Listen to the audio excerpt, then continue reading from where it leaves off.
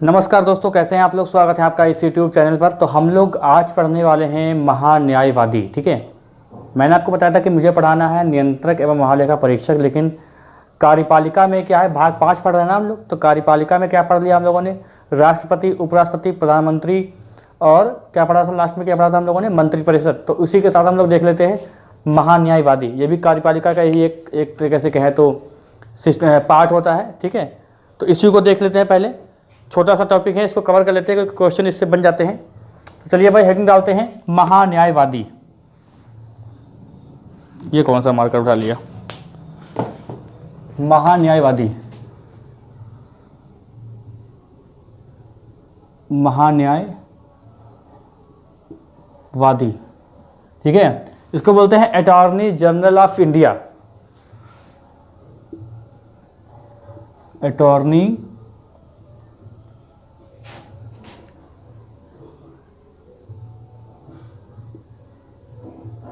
General, ठीक है, attorney general, AGI बोलते हैं, अटॉर्नी जनरल ऑफ इंडिया। ठीक है, तो भाई महान्यायवादी क्या होता है। महान्यायवादी एक होता है वकील। वो किसका वकील होता है, भारत सरकार का, राज्य सरकार का नहीं। उसको बोलते हैं महाधिवक्ता। ठीक है, जो राज्य पढ़ेंगे लोग तो राज्य भी पढ़ा दिया जाएगा, तो वहाँ पर भी इसको पढ़ाएं, इसका भी रिवीजन होगा फिर से। तो क्या होता है, भारत सरकार का वकील होता है। अब आप लोग कहेंगे सर भारत सरकार के पास वकील की क्या जरूरत हो गई, वो लोग खुद ही इतने योग्य होते हैं, उनके पास क्या है। तो भैया देखिए, मंत्री बनने के लिए, प्रधानमंत्री बनने के लिए आपने योग्यता पढ़ा होगा, मैंने पढ़ाया आपको। वहाँ पर मैंने ये नहीं लिखा है कहीं पर कि वकील होना जरूरी है या हाई स्कूल पास होना जरूरी है या इंटर पास होना जरूरी है। ये सब मैंने आपको नहीं बताया है कि ये योग्यता में आता ही नहीं है। ठीक है, हाँ, अगर आपको रेलवे ग्रुप डी की परीक्षा देनी है तो आपको हाई स्कूल पास होना जरूरी है, ITI के साथ भी किसी किसी पोस्ट में। ठीक है, तो वो अलग टॉपिक है।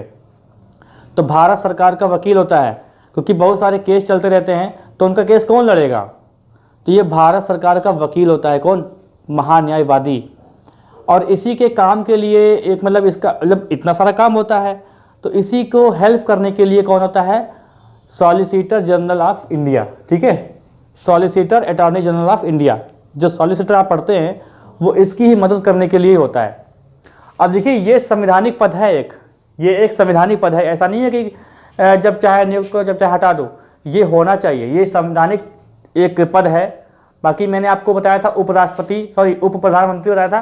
तो उप प्रधानमंत्री जो है वो संवैधानिक पद नहीं होता है, वो तो खाली मतलब एक खुश करने के लिए होता है कि यार आप भी आपस में लड़ रहे हो तो ऐसा करो, आप भाई उप प्रधानमंत्री बन जाओ। ठीक है, तो क्या है, महान्यायवादी पढ़ना है आपको। तो महान्यायवादी कौन होता है, सरकारी वकील होता है, यानी सरकार का वकील। ठीक है, प्रथम विधि अधिकारी बोलते हैं इसको। भारत सरकार का प्रथम विधि अधिकारी कौन होता है, तो देखो यहां पर एक चीज लिख लो, भारत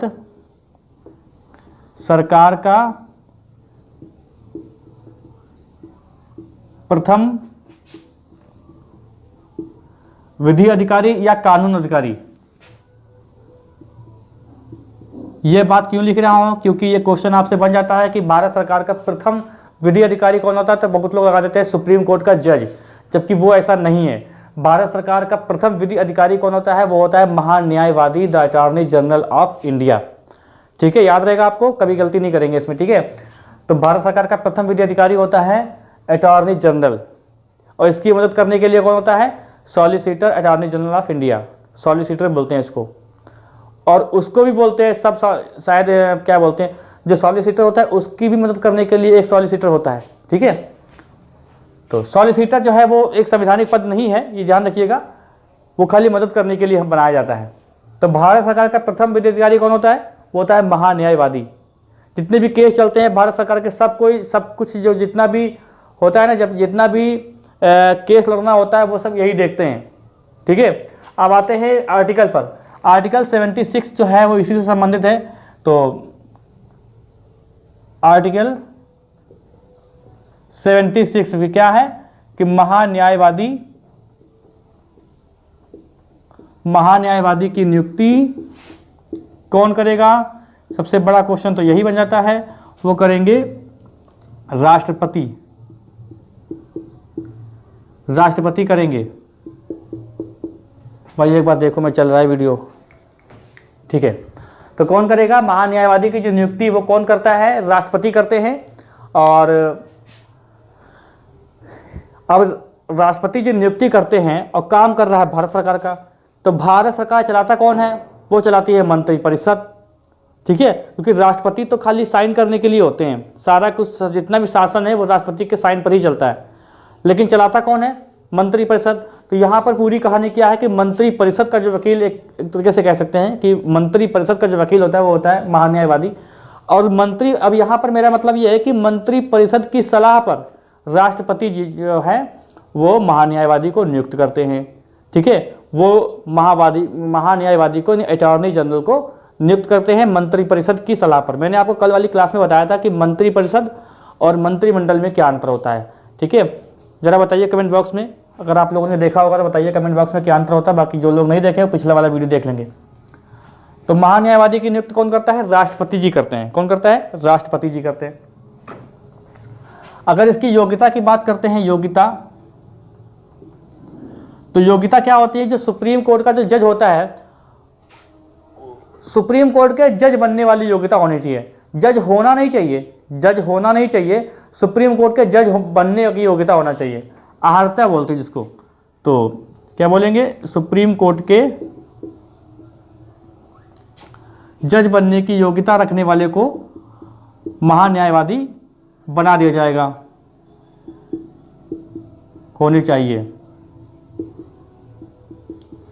यहां पर एक चीज को लिखिए कि सुप्रीम कोर्ट का जज होना नहीं चाहिए, बस जज बनने योग्य होना चाहिए। सुप्रीम कोर्ट का जज नहीं होना चाहिए, जज बनने योग्य होना चाहिए, ठीक है। तो उसको महान्यायवादी बना दिया जाएगा, उसको महान्यायवादी बना दिया जाएगा। किसकी? मंत्रिपरिषद की सलाह पर। अब सुप्रीम कोर्ट जब आएगा तो वहां पर डिटेल में पढ़ेंगे हम लोग कि क्या योग्यताएं होती, जैसे भारत का नागरिक होना चाहिए, और जितने भी किसी ना किसी मतलब जो जज बनने जा रहा है सुप्रीम कोर्ट का, उसकी जो योग्यता होगी वो क्या होगी कि किसी भी उच्च न्यायालय में कम से कम 5 साल तक जज रहा हो, या 10 साल तक वहाँ पर वकील रहा हो, ठीक है। या एक उपाय और है कि राष्ट्रपति जो होता है वो समझता कि यार ये योग्य व्यक्ति है, इसको कानून का बड़ा अच्छा ज्ञान है, इसको कानून का बड़ा अच्छा ज्ञान है, तो राष्ट्रपति जी उसको जज नियुक्त कर देते हैं। ये भी एक तरीका होता है। बाकी सुप्रीम कोर्ट के जज बनने की योग्यता होनी चाहिए, उसको महान्यायवादी बना देते हैं, ठीक है। तो आए दिन कोई ना कोई केस चलता रहता है, तो सारा कुछ संभालते हैं महान्यायवादी, ठीक है। चलिए अब इनकी जरा जो कर्तव्य है वो देखो क्या क्या है। ड्यूटी देखो क्या क्या है इनकी भाई। भारत सरकार को सलाह दे, भारत सरकार को सलाह दे, ये इसकी ड्यूटी होती है। देखो ऐसा होता है कि मैंने शॉर्ट में लिखा है, इसका मतलब दोस्तों ये पूरा हो गया कि भारत सरकार को वह विधि संबंधी ऐसे विषयों पर सलाह दे जो राष्ट्रपति द्वारा सरकार को सौंपे गए हैं। मतलब भारत सरकार को वो सलाह दे, बात बात पर सलाह दे या सलाह मांगे कि क्या सही क्या गलत, जो राष्ट्रपति जो हैं उनके द्वारा दी गई जो है सरकार को जो जिम्मेदारियां हैं उस पे सलाह दे। कौन? महान्यायवादी, ठीक है। मतलब भारत सरकार को विधि संबंधित मतलब कानून संबंधित ऐसी सलाह दे जो राष्ट्रपति ने मंत्रिपरिषद को सौंपा है, इसलिए ये इसका कर्तव्य होता है। अच्छा एक बात और रहेगा ये कि इसका पद जो है कितना होता है, अवधि, तो जिसके देखो लिखने की जरूरत नहीं है, बता दूं, ये राष्ट्रपति के प्रयत्न पर काम करता है। मतलब राष्ट्रपति के हिसाब से, अगर राष्ट्रपति मतलब क्या होता है कि नियुक्ति करते हैं, तो जैसे कि सरकार का मान लिया काम निकल गया, उनको लगा कि ये मेरे काम का नहीं है, मैं न्यायवादी, मंत्रिपरिषद को लगा, तो ये मंत्रिपरिषद से कह के इसको हटवा देते हैं, तो इनको त्यागपत्र देना पड़ेगा। और त्यागपत्र किसको देते हैं, ये क्वेश्चन आ सकता है, तो त्यागपत्र राष्ट्रपति जी को देते हैं। ये भाई नियुक्त करते हैं तो राष्ट्रपति को ही ये जो है त्यागपत्र देंगे। तो प्रसाद पत्र मतलब क्या होता है कि राष्ट्रपति जी जब तक चाहें तब तक वो रहता है, ये होता है मतलब प्रसाद, मतलब उनके प्रसाद के, समझ लीजिएगा, प्रसाद पत्र, ठीक है। तो राष्ट्रपति जी चाहते हैं, अनिश्चित काल के लिए होता है, राष्ट्रपति जी चाहते हैं तब तक, और राष्ट्रपति जी कब तक चाहते हैं, जब तक मंत्रिपरिषद चाहते हैं। मतलब हटाने और निकालने का काम, हटाने और ज्वाइन करने का काम, ज्वाइनिंग देने का काम खाली राष्ट्रपति जी साइन करने पर करते हैं, बाकी सारा खेल किसका होता है, मंत्रिपरिषद का होता है। लेकिन अगर जब तक राष्ट्रपति नहीं चाहेंगे तब तक वो हटाया नहीं जा सकता। राष्ट्रपति की मोहर लगेगी तभी कोई महान्यायवादी नियुक्त होगा, ठीक है। हालांकि उनको करने होता है, बस उनका बस यही काम होता है, ठीक है, उनका काम यही होता है। जो ज़्यादा मतलब जैसे कि हस्तक्षेप करता है हर मामले में, उसको क्या करते हैं, उसको राष्ट्रपति बना दिया जाता है उसको राष्ट्रपति बना दो, बस वो अपनी सीट संभाले, ठीक है। और जब कुछ नहीं काम करते हैं तो कहीं ना कहीं वो महाभियोग लाने को बात हो जाती है, महाभियोग लाने के लिए बात हो सकती है। इसलिए राष्ट्रपति अपना चुपचाप काम करते रहते हैं। ठीक है, कौन सरदर्द पाले, कौन इतिहास में अपना नाम अमर करे कि उन पर महाभियोग लगा था। तो भारत सरकार सलाह दे। दूसरा पॉइंट देखो क्या है, दूसरा पॉइंट ये है कि सौंपे गए कानून कार्यों का पालन करना।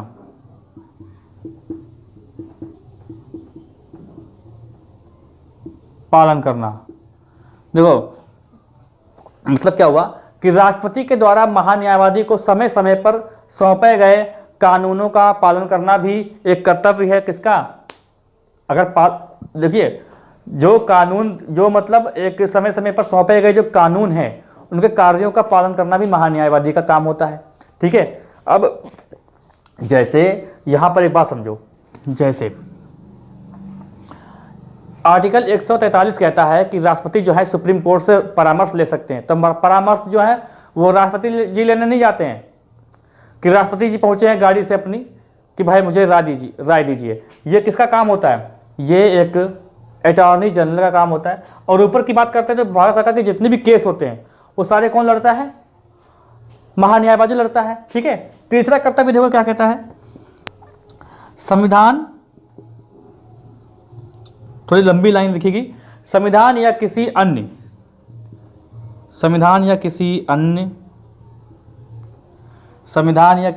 अन्य विधि द्वारा प्रदान किए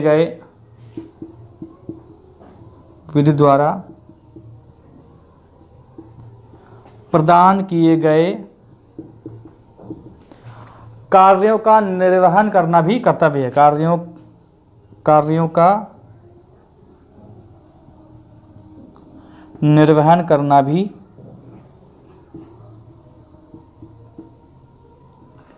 कर्तव्य है किसका, महान्यायवादी का। तो ये तीन महत्वपूर्ण कर्तव्य हैं जो करने हैं इसको महान्यायवादी को। ठीक है, तो आर्टिकल 76 का ये बात हो गई है। अब इसके 4 क्लॉज हैं लगभग, आर्टिकल के 76 के 4 क्लॉज हैं। इसमें से महान्यायवादी की नियुक्ति जो है जज को वो राष्ट्रपति करते हैं। और 76(1) में कहा गया है, 76(2) में कहा गया है कि भारत सरकार जो ये इनका जो वो है क्या नाम अवधि है वो कितनी है। तो ये सब बातें इंपॉर्टेंट नहीं है, इतना आप ध्यान रखो कि ये कर्तव्य इनके ये है। कर्तव्य से भी क्वेश्चन अगर बन जाए तो आप कर ले जाएंगे। ठीक है, इतना आप स्क्रीनशॉट लो, आगे चलते हैं। देखिए जो महान्यायवादी होता है वो किसी भी राज्य क्षेत्र में जाके केस लड़ सकता है, भारत सरकार का किसी भी राज्य क्षेत्र में जाके। ऐसा नहीं है कि खाली सुप्रीम कोर्ट में ही लड़ेगा, वो जहां पर भारत सरकार का मामला होगा वहां पर वो प्रतिनिधि के रूप में जाएंगे और अपना केस लड़ेंगे। ठीक है, अपना केस सरकार की तरफ से लड़ेंगे किसी भी राज्य में जाके। ठीक है, तो इसके साथ ले लिया होगा आपने।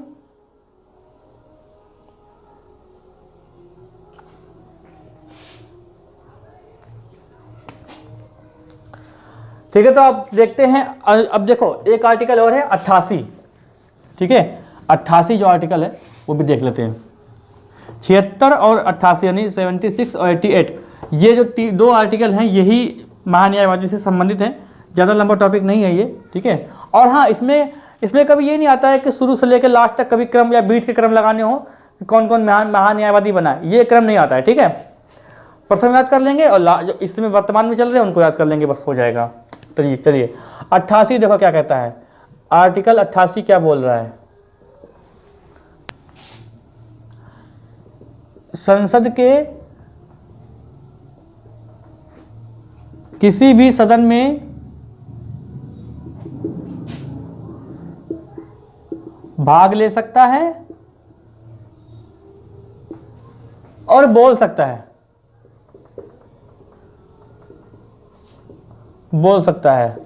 कौन, महान्यायवादी। यहां पर देखिए, यहां पर अकेले महान्यायवादी की बात नहीं हो रही है, यहां पर प्रत्येक मंत्री और महान्यायवादी जो है अनुच्छेद 88 के तहत संसद के किसी भी सदन में जाके भाग ले सकते हैं, बोल सकते हैं। ठीक है, और देखिए दूसरा यहां पर क्या कहता है, दोनों सदनों की संयुक्त बैठक में भाग ले सकते हैं।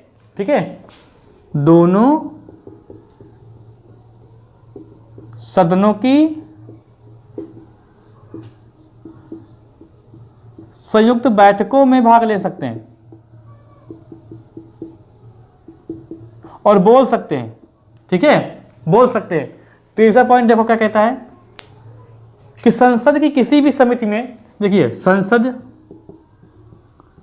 संसद की किसी भी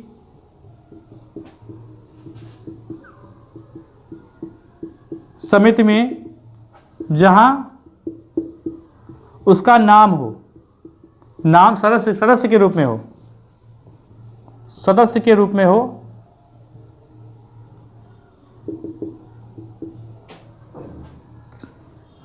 हिस्सा ले सकता है, हिस्सा ले सकता है। देखिए चौथा पॉइंट देखो, यहां पर जो ये महान्यायवादी होता है ये भाग ले सकता है और बोल सकता है, पर इसका मत देने का अधिकार नहीं है, ठीक है, वोट करने का अधिकार नहीं होता है, वोट करने का अधिकार नहीं। देखो एक तरीके से ये अधिकारी होता है, ठीक है, सरकारी अधिकारी है ये सरकार का, तो भाई ये मंत्रिपरिषद का सदस्य तो होता नहीं है कि कोई सांसद हो या कोई एमएलए वगैरह हो, कुछ भी हो, तो वो तो होता नहीं है, तो कहाँ से दे देगा वोट। बस इनका अधिकार ये है कि आप जाकर चुपचाप बैठे रहिए, भाग ले सकिए, और कुछ बातें अगर पूछे तो आप बोल दीजिए, लेकिन कहो कि कभी कुछ वोट देने का अधिकार, तो वोट देने का अधिकार नहीं होता, क्योंकि वोट देने का अधिकार सिर्फ मंत्रियों को होता है, सांसदों को होता है, ठीक है, संसद को होता है, जो चाहे वो राज्यसभा का हो, चाहे वो राज्यसभा के हो और चाहे वो लोकसभा के हो, तो उनको ये अधिकार होता है वोट देने का, लेकिन इनको अधिकार वोट देने का नहीं होता है, ठीक है। इसका पहले स्क्रीनशॉट ले तो आगे चलते हैं। तो ये अनुच्छेद 88 पढ़ लिया हम लोगों ने। देखो अब इसकी कुछ मर्यादाएं होती हैं, कुछ इसके कुछ लिमिट होती हैं जो अटॉर्नी जनरल को निभानी होती हैं कुछ, ठीक है, कुछ मतलब जो अपनी लिमिट में रहना होता है। तो लिमिट देख लो क्या बोलते हैं इसको, हिंदी में क्या कह देंगे, मर्यादाएं। मर्यादाएं देखो नंबर 1 देखो, पहली बात तो यह है कि वह भारत सरकार के विरुद्ध कोई भी सलाह या कोई भी विश्लेषण नहीं करेगा, ठीक है। देखो सरकार के विरुद्ध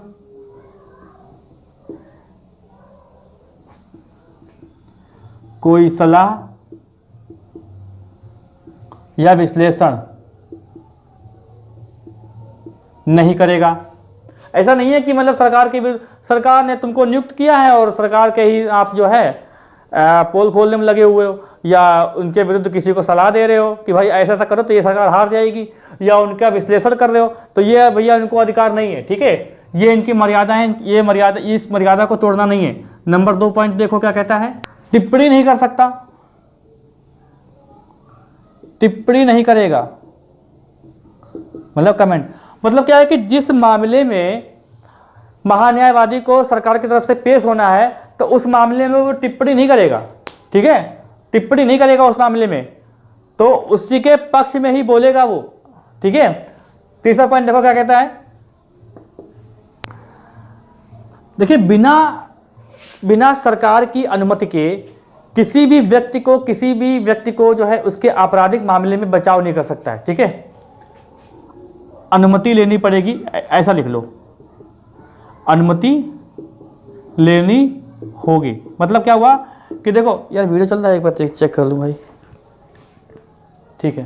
देखो ऐसा, इसका मतलब ये हुआ कि भारत सरकार की अनुमति के बगैर वो किसी भी अन्य व्यक्ति का केस नहीं लड़ सकता है, किसी भी आपराधिक व्यक्ति का उसको बचाव नहीं कर सकता है वो, जब तक भारत सरकार की अनुमति नहीं होती। हालांकि इनको ये अनुमति होती है कि वो अपनी प्रैक्टिस जारी रख सकते हैं, वो अपनी प्रैक्टिस कर सकते हैं, लेकिन किसी व्यक्ति के आपराधिक मामले में उसके बचाव नहीं कर सकते जब तक भारत सरकार की अनुमति ना हो, ठीक है। चौथा पॉइंट देखो क्या कहता है, निदेशक का पद नहीं ग्रहण कर सकता। देखो भारत सरकार की अनुमति के बगैर किसी परिषद या किसी कंपनी के निदेशक का पद ग्रहण नहीं कर सकता है, ये इसकी एक मर्यादा होती है, ठीक है। तो ये पूछना ही पड़ेगा, बिना अनुमति के ये नहीं हो सकता है, ठीक है। चलो अगला पॉइंट देखते हैं। अगला पॉइंट क्या तो बस यही पर समाप्त होता है। देखिए प्रथम कौन महान्यायवादी थे? प्रथम थे MC सीतलवाड़। कार्यकाल बहुत ज़्यादा इनका है अभी तक का। सीतलवाड़ ये कब हुए थे? 1950 से 1963 तक, 63 तक थे। अब वर्तमान में कौन है? वर्तमान में देखिए अभी तो मुझे लग रहा है यही है, लेकिन बदल गए हो तो मुझे पता नहीं। तो क्या है? के वेणुगोपाल, वेणुगोपाल। ठीक है, तो ये आपका पूरा होता है महान्यायवादी। तो आप समझ गए होंगे महान्यायवादी कौन है। अब आगे समझाने की जरूरत नहीं है, आप भी लोग अच्छे से समझा सकते हैं किसी और को। तो ठीक है, इसको आप नोट करते रहिए और अपने नोट्स अच्छे से बनाते चलिए। कोई सवाल अगर आपका होता है, कोई डाउट है तो आप लोग कमेंट कर सकते हैं, मैं उसका रिप्लाई करूंगा। नहीं तो अगली क्लास में इसको डिस्कस कर लिया जाएगा, अगर ज़्यादा कुछ बोलना होगा उसमें उसके बारे में। तो आपको करना क्या है, अगर आप लोग चैनल पर नए हैं तो कृपया चैनल को सब्सक्राइब कर ले, बेल आइकन दबाइए, जिससे आपको वीडियो का नोटिफिकेशन मिलता रहे। मिलते हैं हम लोग अगली क्लास में। वीडियो को लाइक करना मत भूलिएगा, वीडियो को शेयर करना मत भूलिएगा।